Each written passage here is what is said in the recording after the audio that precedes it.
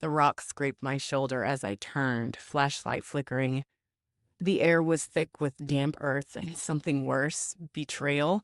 I had screamed his name for hours. No echo, no return footsteps, just silence and the slow drip of water from the cave ceiling. My backpack was gone. So was he. My husband, Ethan, had led me here under the guise of adventure, but now I stood alone, buried alive in stone and lies. I held onto the jagged wall and whispered to no one. So this is how it ends? No, not yet. Not like this. Before the cave, before the lies, I was Mira Lennox, geologist, university lecturer, and fiercely independent. I wasn't built for marriage, or so I thought. But Ethan, with his wild charm and hunger for remote landscapes, chipped through my walls. We married late, in our early 40s. I had my office, my students, my little garden with thyme and dying roses. He had stories, maps, a cluttered desk in our sunroom. Each morning, I brewed tea strong enough to wake the dead. I lined my notes for the day in neat rows, wrote my lecture plans on index cards. I liked order. Predictability. Ethan liked spontaneity, last-minute camping trips. I thought it balanced us out.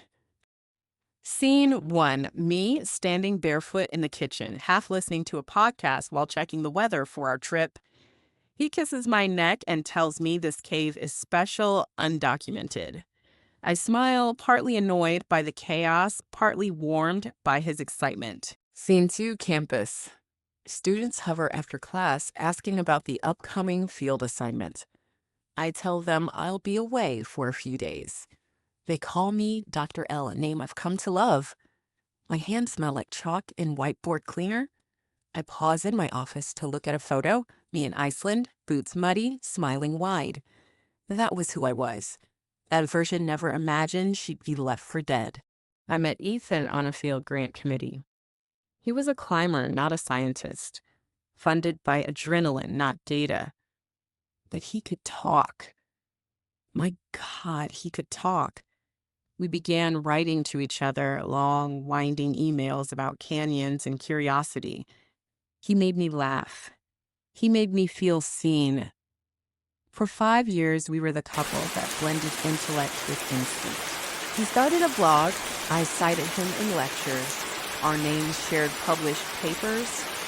But he was restless, the kind of man who couldn't sit still unless he was planning the next escape. And then he found it, what he called the hollow. He insisted we keep it off the record.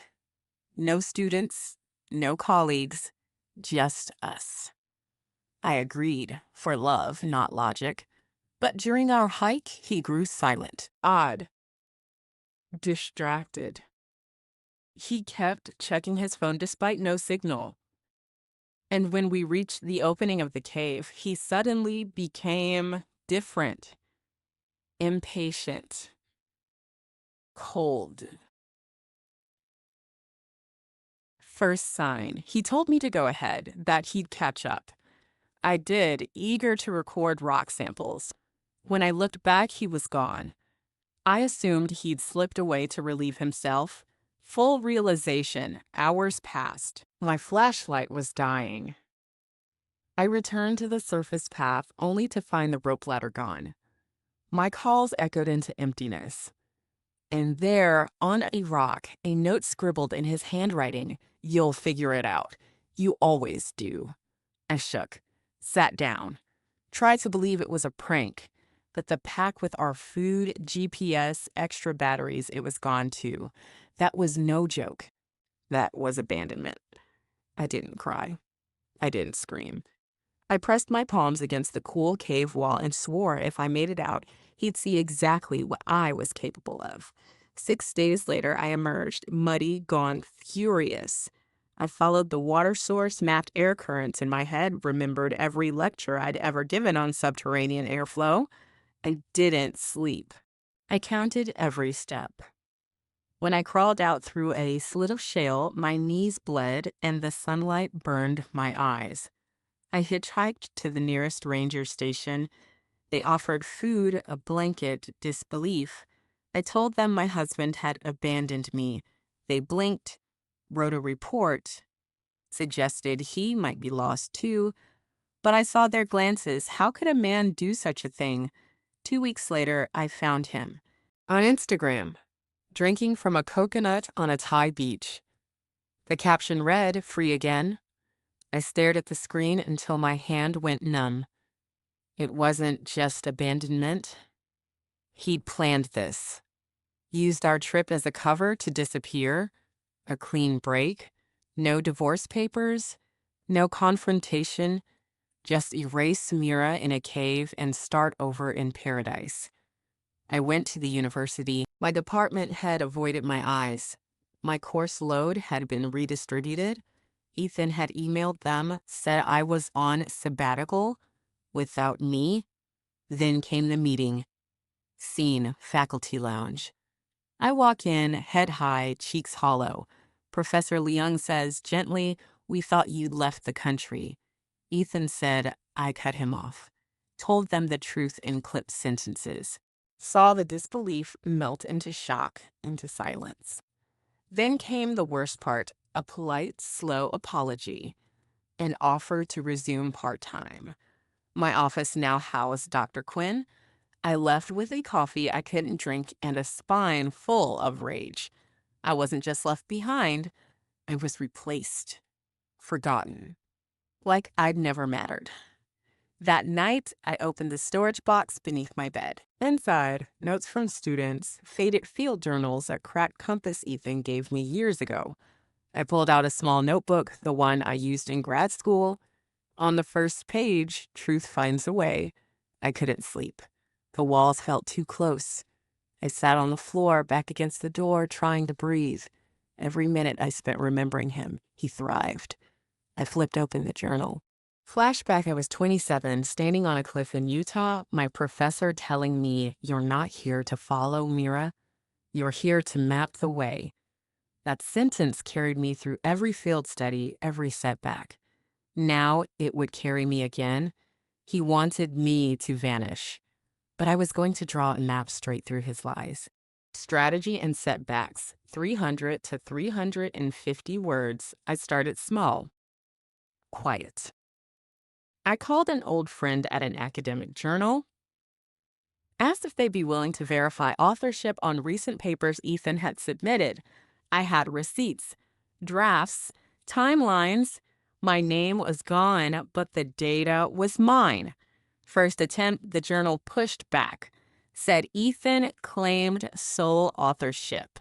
I sent them my original files, dated and annotated. They promised to review. Second attempt, I emailed a travel editor Ethan had pitched an article to using photos from our shared trips. I sent the originals. Mentioned copyright. Silence.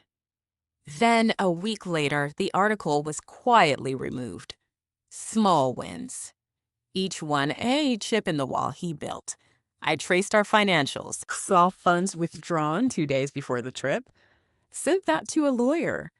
No case, no proof of intent. Setback. My neighbor Eliza told me she'd seen Ethan back in town. Briefly. Said he was charming, said he mentioned I'd gone off the grid. Gone. I felt like screaming, but instead I pressed record on my phone and began documenting. Every lie, every timestamp, every truth. Then I found it, a USB drive in his desk drawer, buried beneath maps. It held raw footage, our cave prep. One video showed me explaining the cave system. Ethan behind the camera saying, "Perfect. This'll make it easy to go solo." Proof. The university was hosting an academic retreat, open to alumni, faculty, and guests. Ethan was scheduled to present a paper titled "Solo Mapping, the Future of Independent Terrain Study." Perfect. I arrived early, signed up to speak under my full name, Dr. Mira Lennox. Scene 1, Ethan steps up to the podium, a slideshow behind him showing untouched wilderness, GPS grids, my handwriting faint in the margins. He begins. Scene 2, my turn. I step up, connect my laptop. The screen shifts to the video, me in the cave, Ethan's voice saying, "This'll make it easy to go solo." Gasps, silence. My voice is steady. I explain how co-authorship was erased, how funds were withdrawn, how I was left underground. I don't cry. I don't shake. Scene 3, Ethan stands, eyes wide. He tries to speak. The moderator holds up a hand. "Let's finish," he says. I end with this. He didn't just try to erase me. He tried to take my story, but the ground keeps records. And so do I. Applause begins, awkward, then rising. Ethan leaves the room. Weeks passed. The journal issued a retraction. My name restored. Ethan's funding suspended. The university offered a full reinstatement.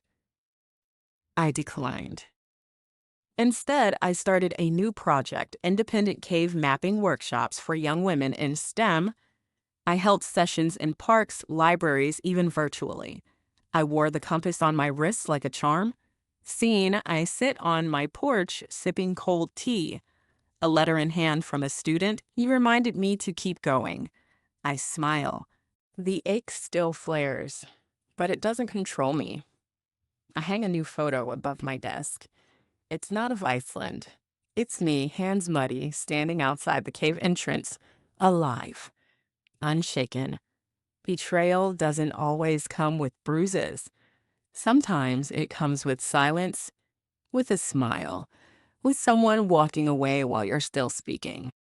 But here's what I learned. Being buried doesn't mean you're broken.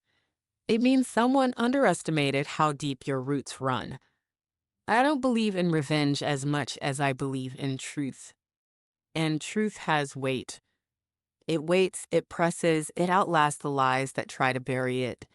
If someone left you in the dark, remember this: the earth remembers you. You just have to listen closely enough to find your way out. If this story meant something to you, subscribe. There are more truths still waiting to be unearthed.